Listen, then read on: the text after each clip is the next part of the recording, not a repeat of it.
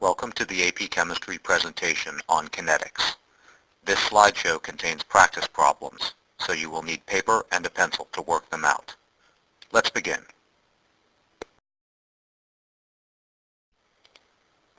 To understand rates, it helps to refer back to the familiar concept of an average rate. An average rate is the amount of change divided by the amount of time required to achieve this change. For example, the rate of change in position is called speed. Average speed is therefore the change in position divided by the change in time. Remember that this is just an average speed over a period of time, and within this time frame, there could be instances where the speed is higher or lower than the average. Similarly, the average rate of reaction is the change in concentration divided by the corresponding change in time. Average rates are a useful introduction to rates, but they do not provide moment-by-moment information. In other words, they lack detail, and as a result, they are not very useful. The instantaneous rate, usually just called the rate, is much more detailed. It is defined as the rate of reaction during an infinitely small portion of time. In other words, an instant.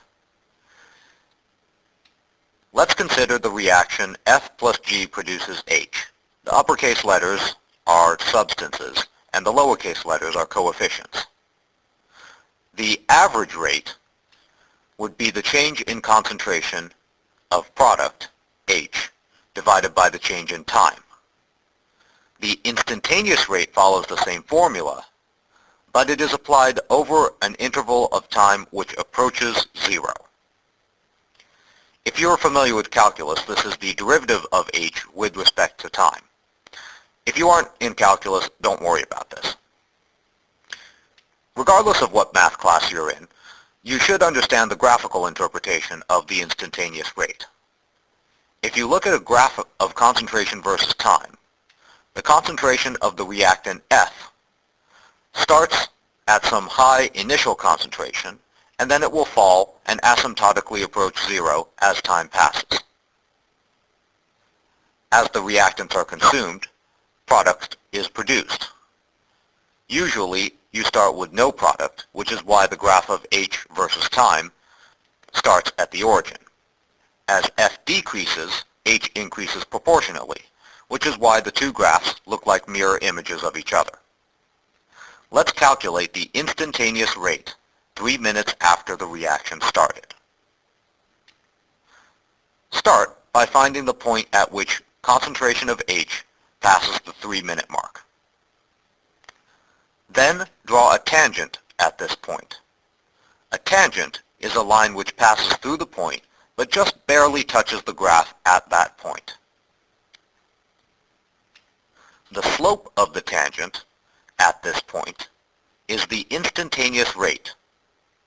In other words, slope is the instantaneous rate at time 3 minutes. The most useful instantaneous rate is the initial rate. To get the initial rate, draw a tangent through the origin and calculate the slope of this tangent to get the initial rate.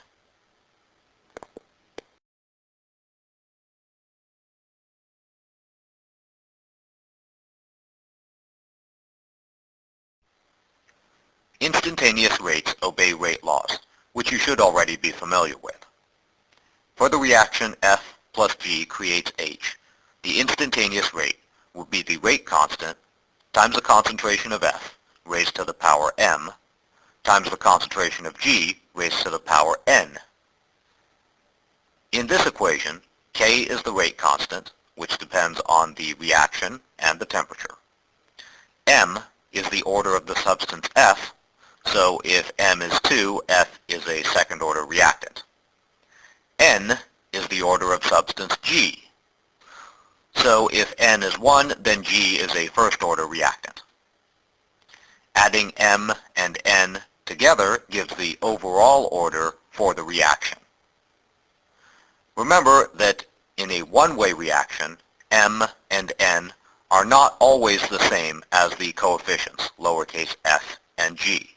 They might be the same, they might be different. Looking at the reaction, there's no way to tell. Always remember that rate laws only include reactants in the aqueous or gas phases. Do not include any reactants which are solid or liquid. All of the abbreviations above means that a lot of different numbers go into a rate law. In order to use the rate law, we need a good way to measure concentration, which has to be measured rapidly and frequently in order to produce a graph of concentration versus time. Rate, K, the rate constant, and the reactant orders M and N.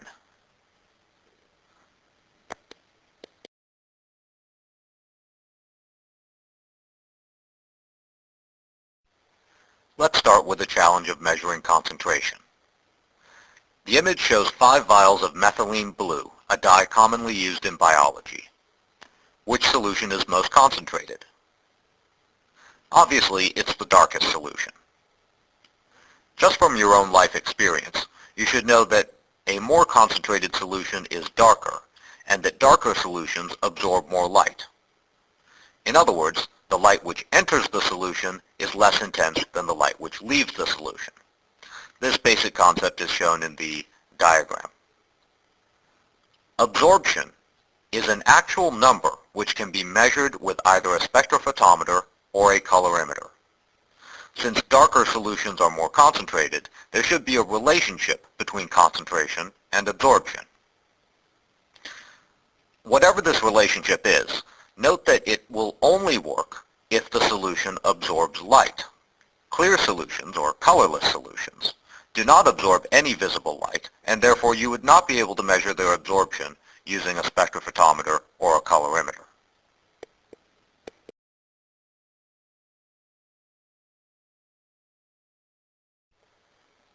Beer's law, also called Beer-Lambert's law, is the relationship between concentration and absorption. According to Beer's law, capital A is equal to lowercase a times lowercase b times lowercase c. In this equation, capital A is the absorption, which is measured by a spectrophotometer or a colorimeter. Lowercase a is the molar absorptivity, which depends on the solute and the wavelength of the light passing through the solution. Lowercase b is the path length, which is the distance the light has to travel through the solution. Lowercase c is the concentration. For most experiments, lowercase a and lowercase b will be constant. The container, called a cuvette, determines the path length. As long as the cuvette doesn't change shape, the path length is constant. You will usually be monitoring the same solute at the same wavelength, which means that the molar absorptivity is constant. If lowercase a, the molar absorptivity, and lowercase b, the path length, are both constant, then absorption is directly proportional to concentration. In other words, double the concentration, you double the absorption.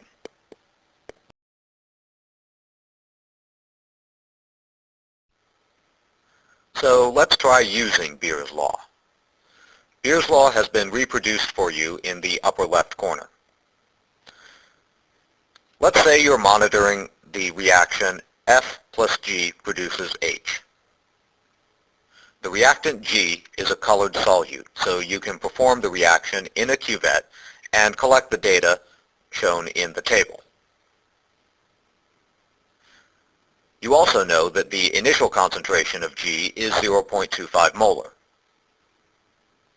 The shape of the container doesn't change, so in Beer's law, lowercase b, the path length, is constant. You set your colorimeter or spectrophotometer to the same wavelength, so in Beer's law, lowercase a is constant. Find the concentration at the other 4 times. This presentation will not advance for 2 minutes to give you time to try this.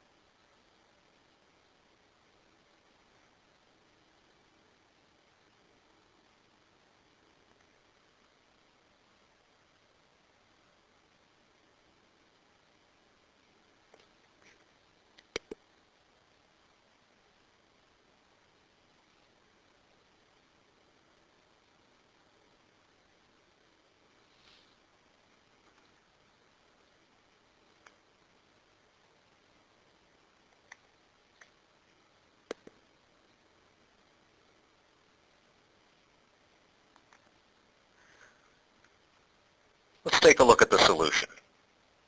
This problem requires a two-step solution. First, you must use the information from t equals 0 to calculate the value of lowercase a times lowercase b. So let's start with Beer's law. Divide both sides by c. When t equals 0, you know that capital A, the absorption, is 0.400 and the concentration of G is 0.250 molar. Plug these numbers into the equation.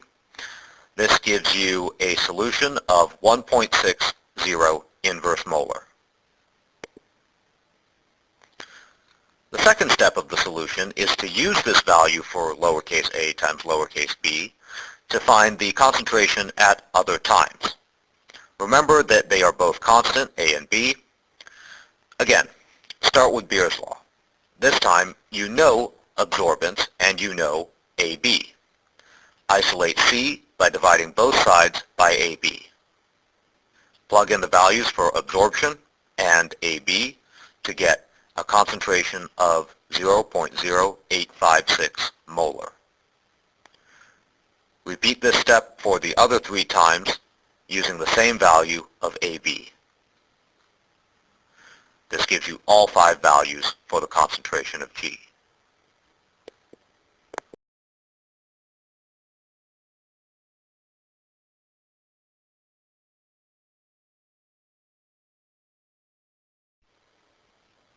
Now we've measured the absorbance of the colored solute G. We've also used Beer's law to convert the absorbance to concentrations. Now we need to convert the concentration of G to the concentration of the product H, because rate is defined as the rate of production. Notice that we've got the same reaction, but now I've given you numbers for the stoichiometric coefficients. 1 for F, 2 for G, and 3 for H. I'm real creative like that. First, remember that the change in concentration of G is the concentration of G minus the initial concentration of G, written as concentration of G with a subscript 0. Stoichiometry tells us that in order to consume 1 mole of F, we need to produce 3 moles of H. This leads to a relationship between the changes in concentrations. Specifically, each change in concentration is divided by its coefficient. Also, the changes in concentrations of reactants have negative signs in front of them because their concentrations decrease.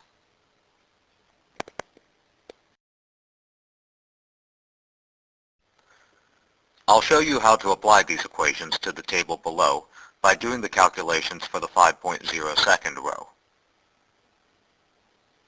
Start by calculating delta concentration of G. The concentration after 5.0 seconds is 0.0856 molar. The initial concentration is 0.250 molar. Subtract these two values to get a change in concentration of negative 0.164 molar. Then use the formula with the fractions to calculate the change in the concentration of H. Start with the formula that negative delta concentration of G over 2 is equal to delta concentration of H over 3. Multiply both sides by 3, plug in the change in concentration of G, and solve to get 0.246 molar. Finally, use the change in concentration formula again, but apply it to H. The initial concentration of H is 0, which means that the change in concentration of H is equal to the concentration of H. The presentation will now pause for 2 minutes so that you can do the calculations for the other 3 rows.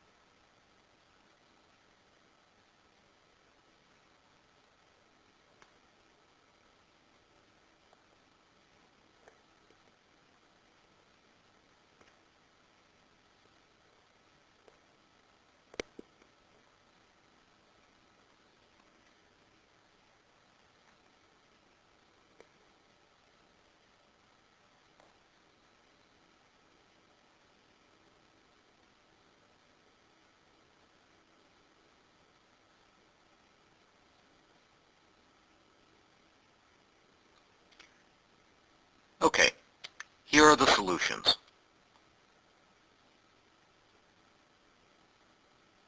The next slide will use this same chart, but it will only keep the first column, time, and the last column, concentration of H.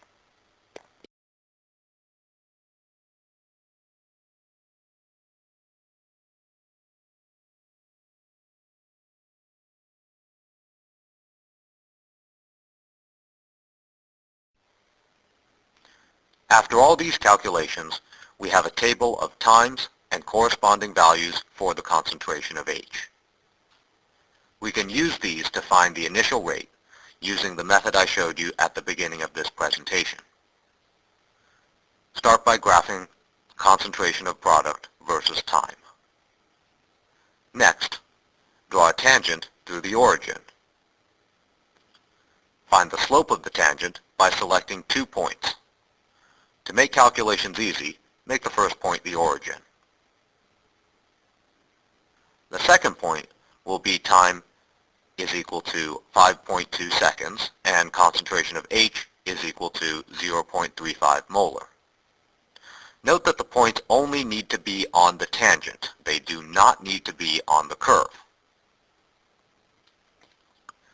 Calculate the slope by taking the change in concentration divided by the change in time. This gives a slope of 0.0673 molarity per second. Therefore, the initial rate of this experiment is 0.06373 molarity per second.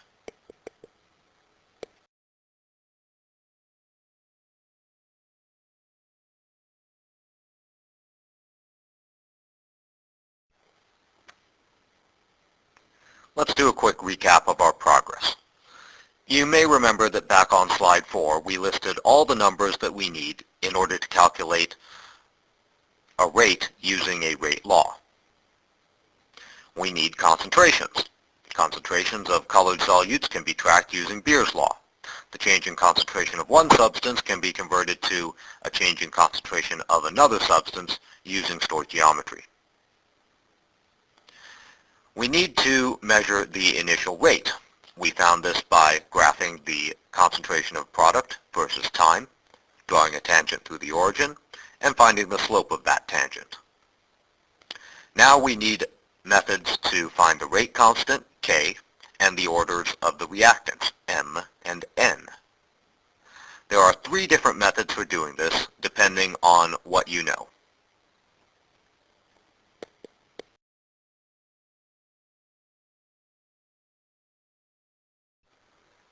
The first method involves conducting multiple experiments. Consider the reaction where 2A plus B creates C. The reaction is performed 3 different times, each using different initial concentrations of A and B. For each trial, the concentrations and the initial rates are listed in the table.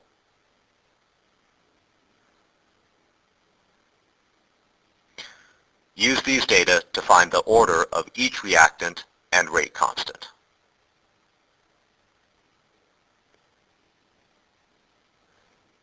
To solve, first notice that in trials 1 and 2, the concentrations of A are the same. This means that any change in the rate is due to the change in concentration of B. Divide the rate law for trial 1 by the rate law for trial 2. This will result in the equation you see in the first row. Now substitute in all the numbers you know. Now is when the magic happens. Look at the right side of the equation. It has K in the numerator and K in the denominator. This means that K will cancel out. It also has 0.200 to the m power in both the numerator and the denominator. This means that whatever m is, it will cancel out as well.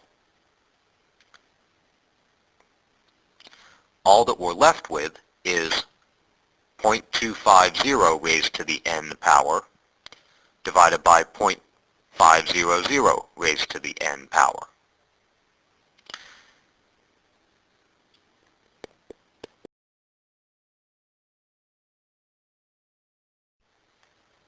If you remember your laws for exponents, you can rearrange this fraction to put the exponent outside the parentheses.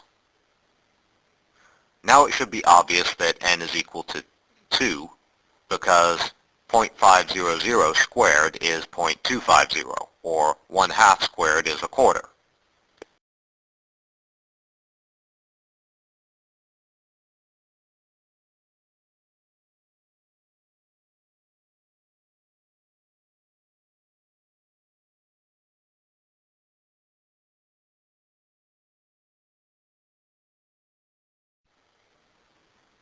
Now repeat this operation, except compare trial 1 to trial 3 in order to solve for m.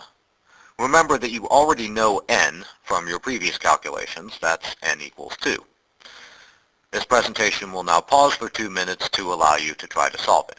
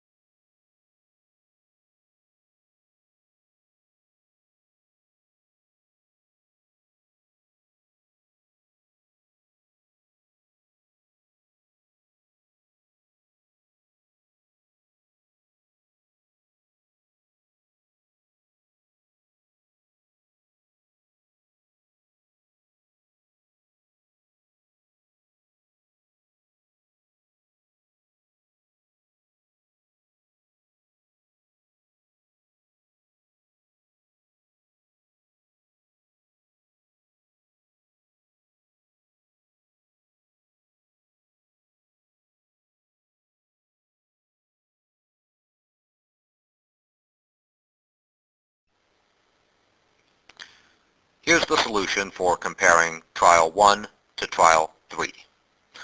These calculations show that m is equal to 1.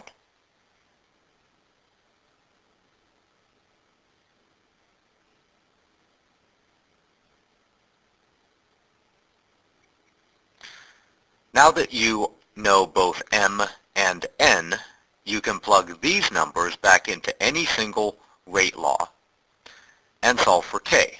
You no longer have to compare one trial to another. You can just look at one trial and lay out its rate law. These calculations show the solution for k using trial 1, but you could use either of the other two trials as well.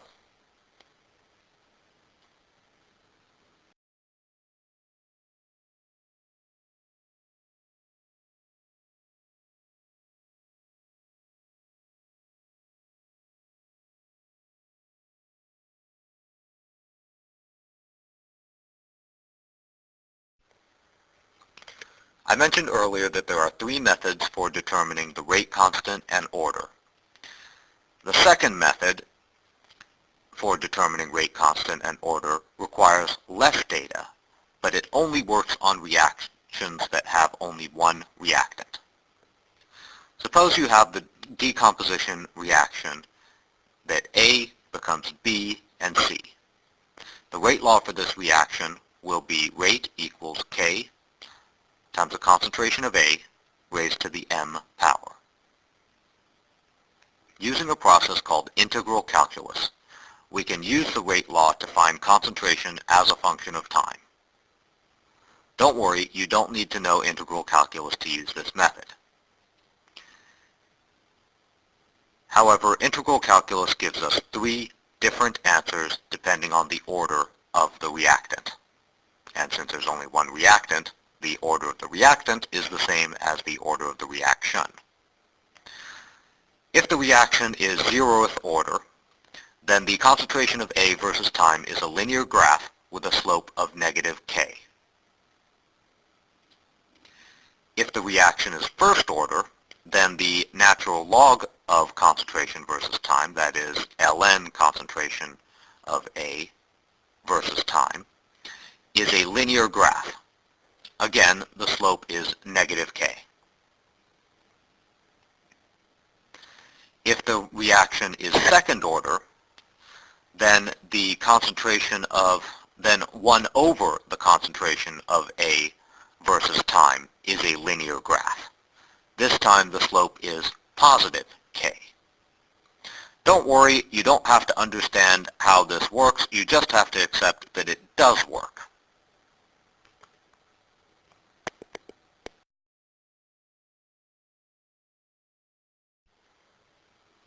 So the last slide might have been a little confusing, but this slide boils it down to just the absolutely essential information. For method number 2 to work, you need concentration versus time data for one experiment. From these data, you make 3 graphs. Concentration of your reactant versus time, natural log of the concentration of the reactant versus time, and 1 over the concentration of the reactant versus time. If the concentration of the reactant versus time is linear, then the reaction is 0th order and the slope is negative k, negative rate constant. If the natural log of the concentration versus time is linear, then the reactant is first order, and again the slope is negative k. Finally, if 1 over the concentration of A versus time is linear, then the reactant is second order and the slope is positive k.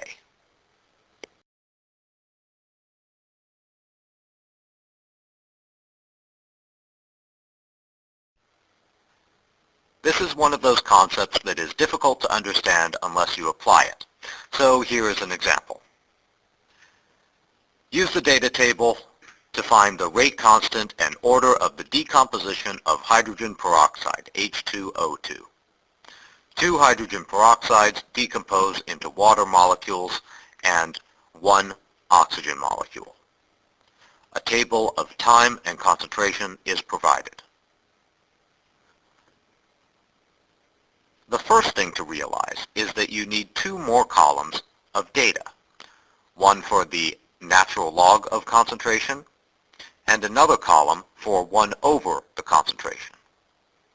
Use a calculator or spreadsheet to fill in these values. It's a simple calculation, so I won't walk you through it. Now from the table, you need to make 3 graphs. Concentration versus time, natural log of the concentration versus time, and 1 over the concentration versus time. Look at these 3 graphs. It's obvious that natural log of concentration versus time is the only graph that is remotely linear, the only one that is even close to a straight line. This means that the order of hydrogen peroxide decomposition is 1, and the rate law is therefore rate equals k times the concentration of hydrogen peroxide raised to the first power. Also, a formula for the line has been provided. The slope of this line is negative 0.214. Now we know from integral calculus that when we have a graph like this, a first order graph of natural log of concentration versus time, the slope is equal to negative k. Slope is negative 0.214, so K is positive 0.214.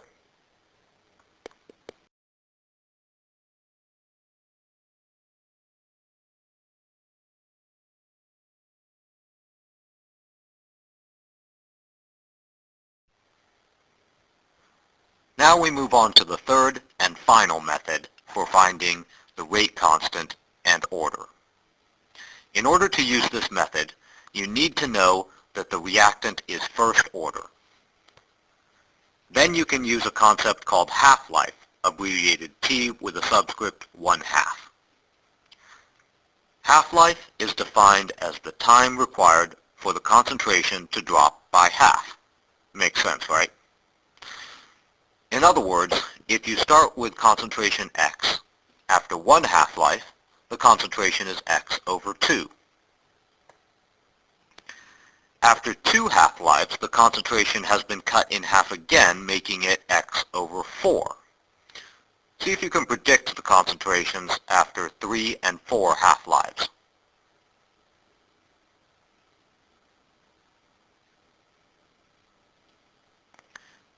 Three half-lives reduces the concentration to X over 8, and 4 half-lives reduces the concentration to X over 16.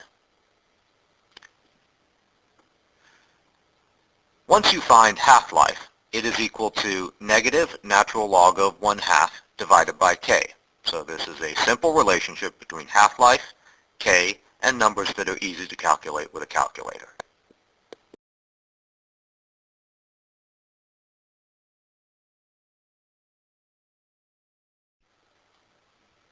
Just like before, the best way to learn this concept is to apply it.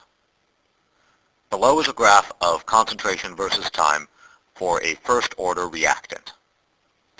Find the rate constant. The first thing to do is to find the initial concentration. That's pretty easy. Just look at the concentration when time is equal to 0. The initial concentration is 0.25. So half of the initial concentration is 0.125. The green line traces the time at which the concentration is 0.125. This green line intersects the horizontal axis at about time is equal to 3.5 seconds.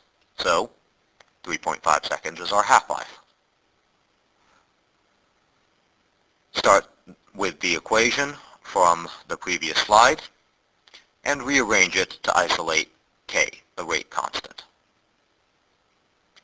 Then just plug in the value for half-life and get K is equal to 0.2 inverse seconds.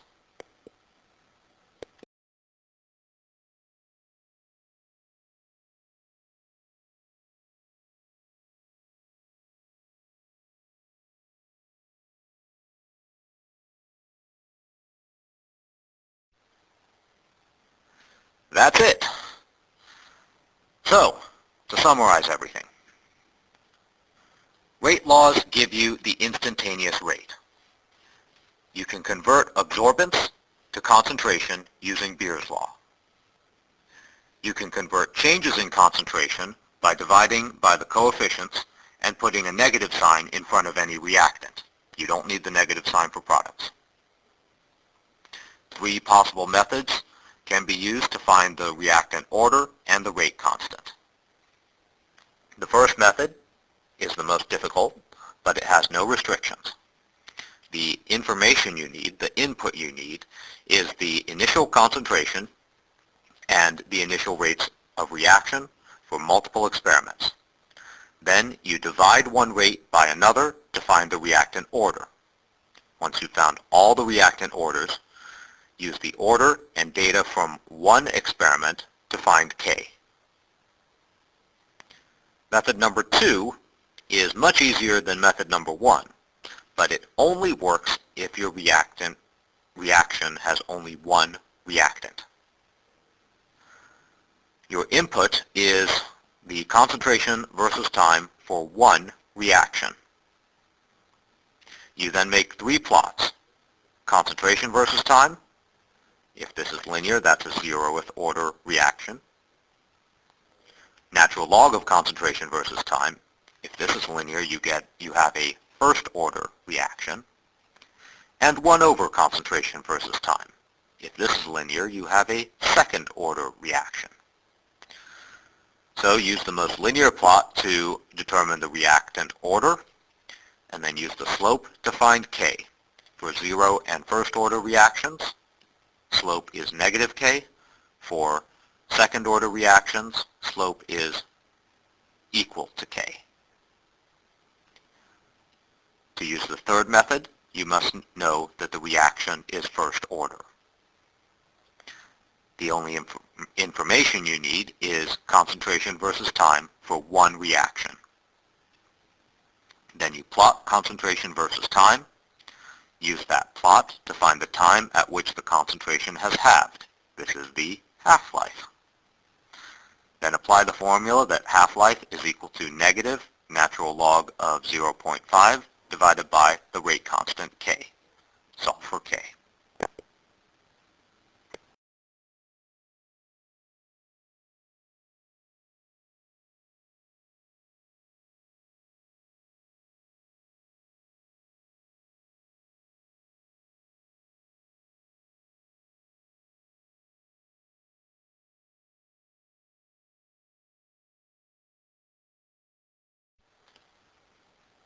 While this presentation is mostly original, 2 images are not, and I must give credit where it is due. Here are the websites from which I got these images. Thank you for listening.